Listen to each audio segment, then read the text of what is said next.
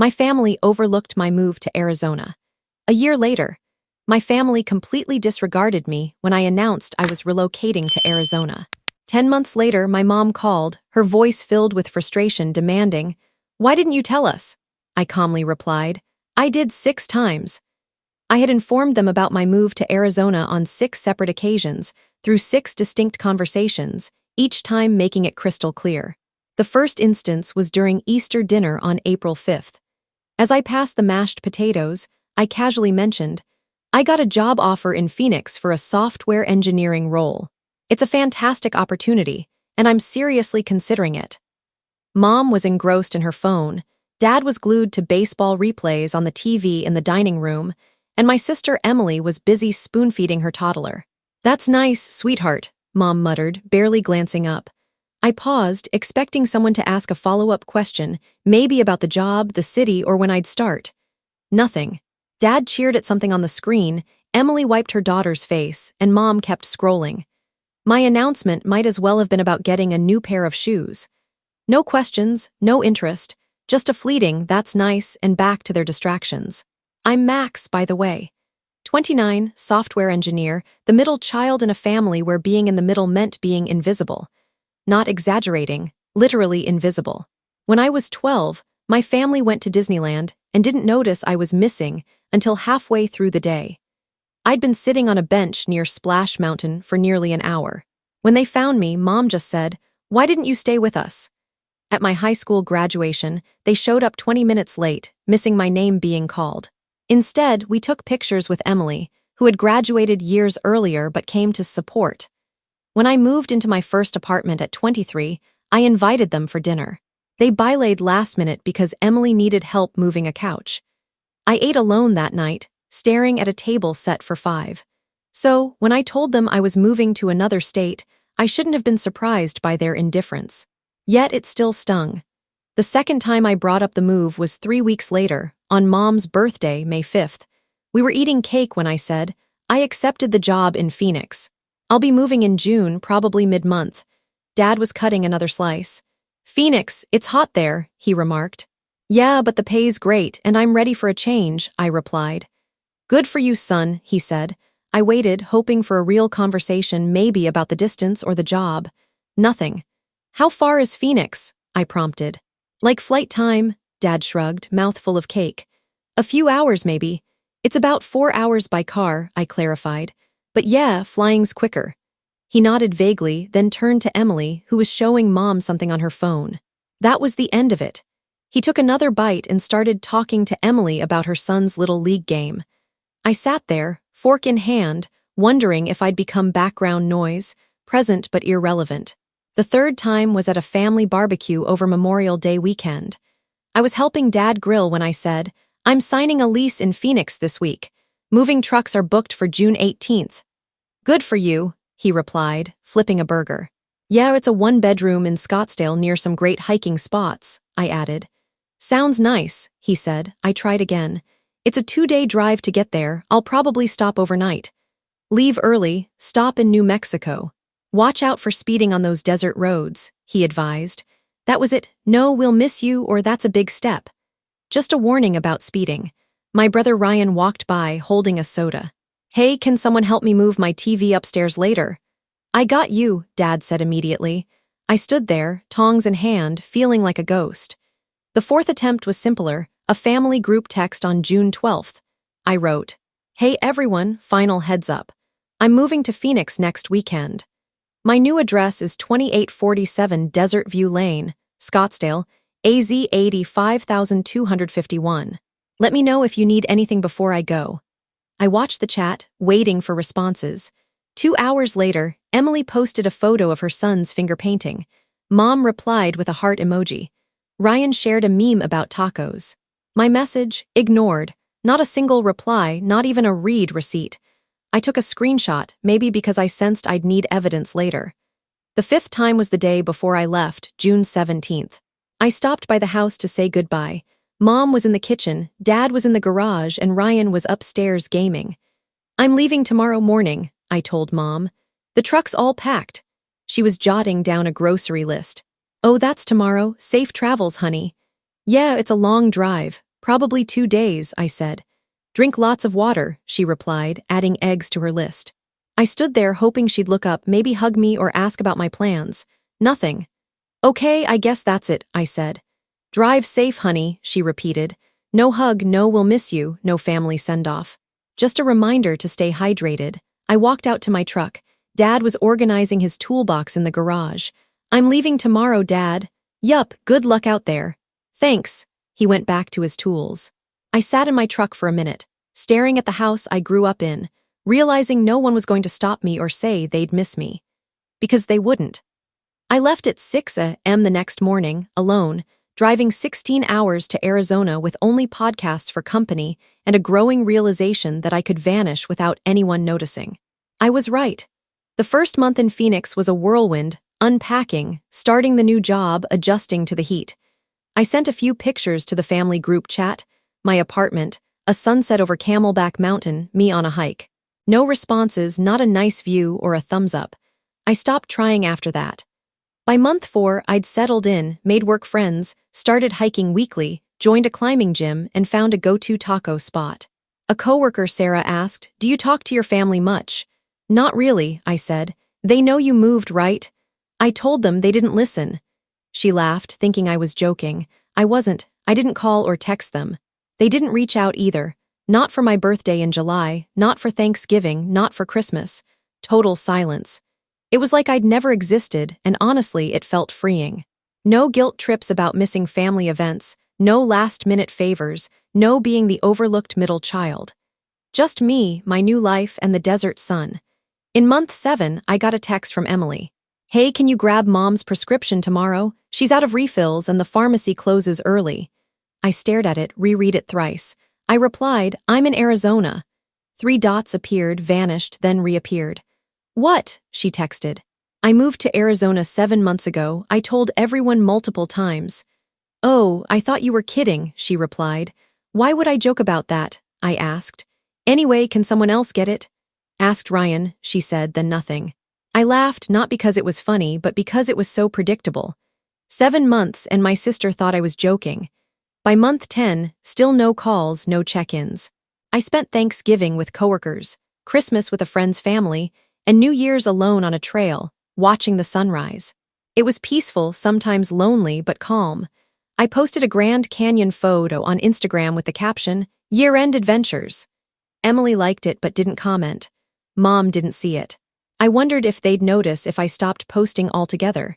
Probably not. Month 13.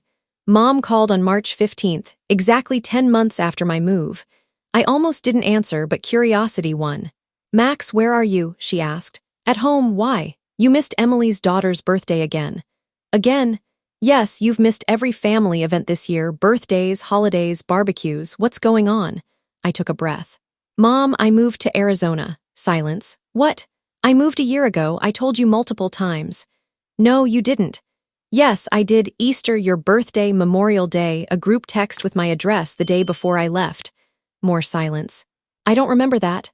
"I know, you weren't listening." "That's not fair, Max. I told you 6 times I was moving to another state and you didn't remember. That's not fair. You should have made it clearer." I laughed bitterly. "I sent you my address. How much clearer could I be? You could have called or visited. You should have let us know you were serious." "I did. You didn't care enough to remember." "That's not true." "Mom, I've been gone for 10 months and you only noticed because I stopped showing up. It's not because you miss me, it's because it's inconvenient." "Max, I have to go." I hung up, staring at my phone. A whole year, and they only noticed when it affected them. Emily called 10 minutes later. "Did you really move to Arizona?" "Yes." "Why didn't you tell anyone?" "I told you 6 times, you didn't listen." "Well, I don't remember." "I know, you weren't paying attention." "That's not fair, Max. We've been busy with the kids." "It's been a year, Emily. You had time to post 50 kid photos on Facebook but didn't notice I moved." Silence. "Mom's upset." "Good, maybe she'll pay attention now." I hung up. The calls kept coming. Dad left a voicemail. "Max, your mom's upset. Call us back so we can talk like adults." I deleted it. Ryan texted, "Bro, you moved to Arizona?" "Yup." "When?" 10 months ago. "Why didn't you say anything?" I did. "You were gaming?" "Oh, no apology, just oh." That night, Mom called again. Max, I've been thinking about our talk. Okay, you're being unfair. I closed my eyes. How? You're acting like we don't care, but we were listening. You weren't clear. I texted my address, Mom. We get a lot of texts. It wasn't one text, it was 6 conversations over 4 months. I can't remember every talk. That's the problem. Silence. Your sister's upset because you didn't tell her. I did, she doesn't remember. Why are you making this hard? I laughed. I'm hard. I moved states and no one noticed for a year, but I'm the problem. You could have tried harder to stay in touch. I sent photos, texts, posted online. You ignored it all. We didn't ignore you. You didn't even wish me a happy birthday. Silence. When was your birthday? July 17. More silence. We must have texted. You didn't. Are you sure? Yes, Mom, she sighed, exasperated. Okay, we missed one birthday. That doesn't mean we don't care. It's not one birthday, it's every birthday, holiday, everything for years.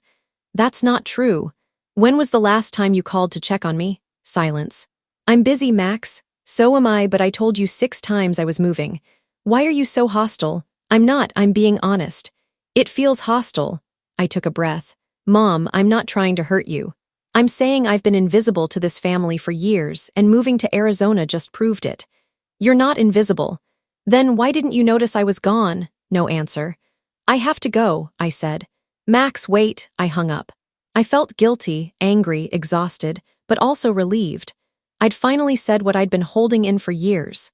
The next morning, Emily texted, I don't like that you made Mom cry. You're being dramatic. Yes, we didn't notice you moved, but that's not a crime.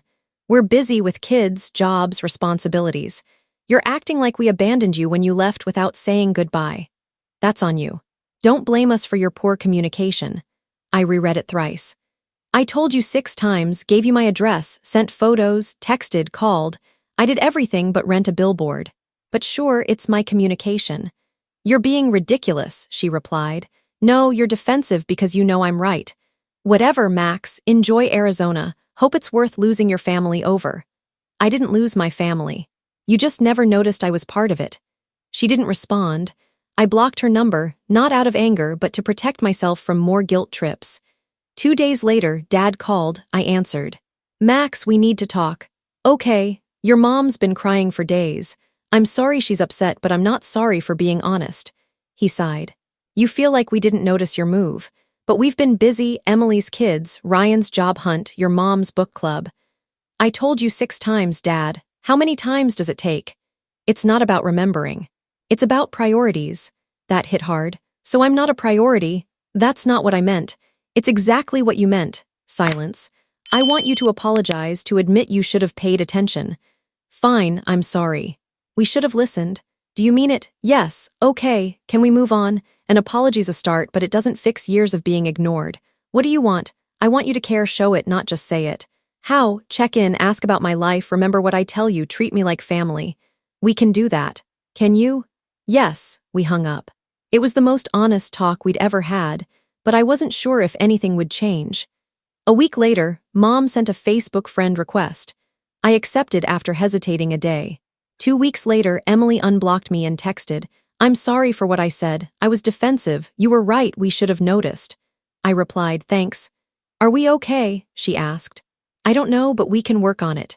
Fair, she said. Ryan called a month later. Sorry for not noticing you moved and for everything else. Everything else? Yeah, I've been a bad brother, always asking, never checking in. Are you serious or did Mom make you call? Both. But I mean it. We talked for 10 minutes about nothing big, but it was the longest chat we'd had in years. 4 months after the confrontation, things were different, not perfect, but better. Mom texted weekly, simple things like, how are you?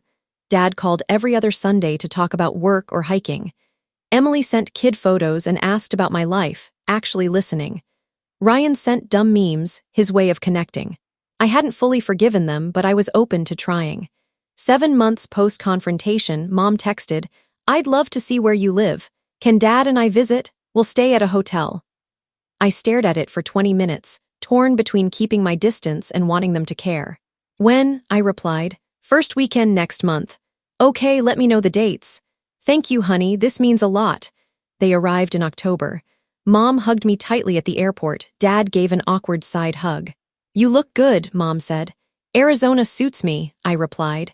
At dinner, they asked about work. I'd been promoted to senior developer and friends. We were worried you'd be lonely, Mom said. I'm not. I'm happier here than back home. That hit them. We're glad you're happy, Dad said. Even though I had to move states to feel seen, Mom's eyes teared up. We know we messed up, we're trying. I know.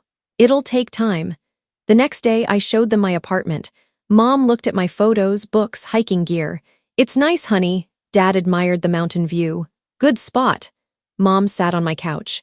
Do you have everything you need? I'm good. She teared up again. I missed so much, a whole year of your life. You did, I said. I'm sorry, Max. I know.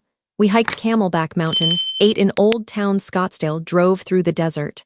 It was the most time we'd spent together in years. They listened when I talked about my life. As they left, Mom hugged me. Can we come back? Maybe in a few months. She smiled, relieved. A week later, Mom sent a framed photo from our hike with a note. Thank you for the best weekend in years. We're proud of you. Love, Mom and Dad. I put it on my shelf. It didn't erase the past, but it was progress. 4 months later, Mom called about Christmas. We're having it at the house. Will you come? I'm not sure. Please, Max, it wouldn't be the same without you. You had Christmas without me last year. You didn't notice. That was wrong. But we're asking now. I booked a flight, not because I'd forgiven everything, but because I was willing to try. On Christmas morning, I walked into my parents' house after nearly 3 years. Emily hugged me, Ryan high-fived me, Mom cried, Dad gave a real hug. Welcome home, son, he said. Arizona felt like home now, but this felt like family, maybe enough. We spent the day together, opening gifts, eating, watching movies. Mom asked about Arizona, Dad about hiking. They listened. That night, Dad walked me to my rental car. I'm proud of you, Max. For standing up for yourself, building a life, being brave enough to leave. Really? Yes, most people would have stayed miserable. You didn't. Thanks, Dad. I'm sorry we didn't see it sooner. Thank you for watching my story. If you enjoyed it, please subscribe and press the bell icon. Stay tuned for more real-life stories, get more experiences.